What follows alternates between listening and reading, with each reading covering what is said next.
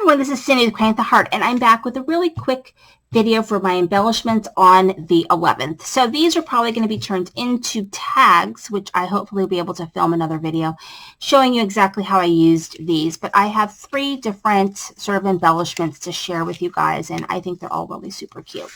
So the first one is using this die set from Scrapbook Diva.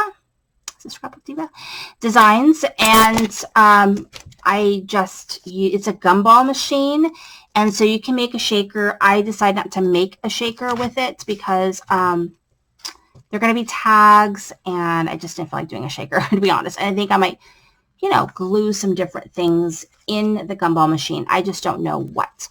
The paper that I used is, I think, Gingerbread Kisses from the Not Too Shabby shop. I was able to use up a lot of scrap by using this project, so I just think it's very cute. I might do little gingerbread men, smaller than the ones I'm going to show you guys. I do have some stamps that are tiny little gingerbread people that I think might be cute in here. So I'll figure it out, and I'll share with you guys what that looks like. Then the other thing is I'm using this new, to me, die, and now my little gingerbread bows. So this is a gingerbread bow die from my creative time. So I have the 3 sizes. There's a large, medium, and small. I made medium and small. The large is pretty large. So I'm not exactly sure how I'm going to use these. Probably, some of them will go on my gumball machine. Some will go on some gingerbread people. Some will just go on a tag. So we'll see. But these are really fun to make. And again, I used that Gingerbread Kisses and was able to use a lot of the scraps. So it was a good scrap buster project. And then I made these cute gingerbread people from my creative time. They were really fun to make. They're very, very cute. They didn't take a heck too long to do because I did use that double adhesive tape, or it's double adhesive sheets.